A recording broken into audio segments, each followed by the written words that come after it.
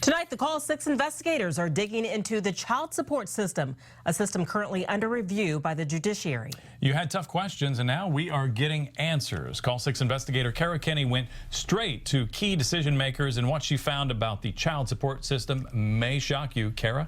That's right, Todd. In November, you heard from a mother and daughter torn apart by a deadbeat dad, still in prison for not paying his child support. Now, after this story aired, we heard from dozens of parents who said, wait a minute, the state's child support system is broken and failing families. We wanted to find out, is that really true? Sometimes we run numbers of 100+ students through here. At Camp Atterbury, Larry Purley spends 40 hours a week training soldiers on how to save lives. I do work for my money. Larry is divorced with 3 children. He doesn't have custody, but gets to spend time with his kids. I'd be crushed without my kids. I'm going to get emotional, but you know, I love them to death. They're everything. About 44% of his net income goes to child support, nearly $2 grand a month. It's completely unacceptable and doesn't leave the non-custodial parent enough income to live off of. To figure out who pays what, Indiana's child support system uses a worksheet like this one. It takes into account each parent's gross income, as well as other factors like the number of children, child care expenses, and how much time the kids spend with each parent, which a judge determines.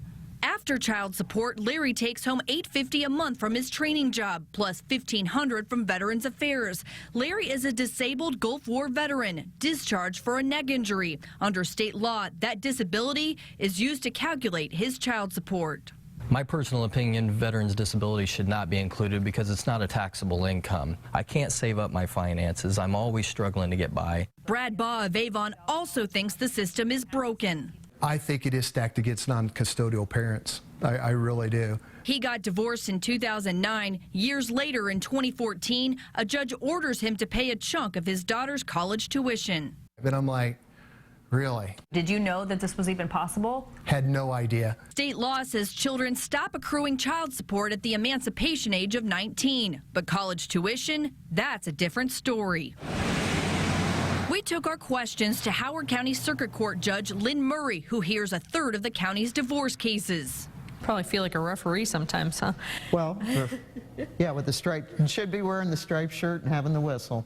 She's also chair of the Judiciary's Domestic Relations Committee that reviews the state's child support guidelines every 4 years, a process currently underway. Is the system broken? No, I don't feel that the system is broken. Do you think the system works? I think for a large majority, a significant majority of cases, yes. You know, it's not perfect by any means.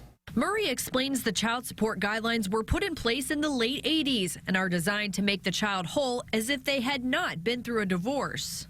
That's hard to actually replicate. It's a child-centered approach. Murray does say judges tend to award custody of kids, especially younger children, to the mom because she's usually the primary caregiver.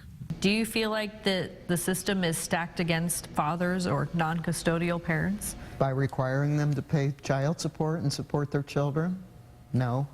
This is the worksheet. Bob Gerlich is a family law attorney of nearly 50 years. Fairness is not a legal concept. We asked him about Larry Purley and learned with few exceptions, all income, including disability, is included in calculating child support.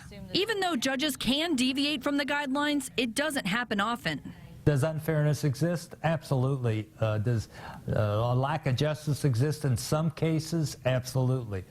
But by and large, the system works pretty well. Brad Baugh says he's paid more than $10,000 in college expenses. His ex-wife and daughter also pay a portion. Brad Baugh and Larry Purley say they have no problem supporting their children. They've contacted state lawmakers in the hopes of changing the system, a system they say needs to be fixed. Brad Baugh's college tuition situation is capturing some attention at the State House. Tonight on the news at 11, the action one lawmaker is taking and how Indiana compares to other states on this issue. So, Cara, you spoke with two dads. What do their ex-wives have to say about all this? Well, we reached out to both Brad Baugh and Larry Perlee's ex-wives for comment. They did not want to be a part of our story, but the Domestic Relations Committee is currently taking public comments on the child support guidelines. Judge Murray says they are not currently looking at disability being used to calculate child support, but they are looking at Social Security benefits. Now, if you want to weigh in, you can go to our website, theindychannel.com. All right, this really is an interesting story, Cara. Thank you. This is a topic that affects a lot of families and is certainly getting a lot of reaction tonight. In fact, right now our experts are taking your questions about child support during our live Q&A. Lori Prince from the Johnson County Prosecutor's Office and a family law attorney have been addressing concerns about the state's child support system. You can ask them questions until 8 p.m. We've posted a link to the chat on our homepage of our website, theindychannel.com. Now,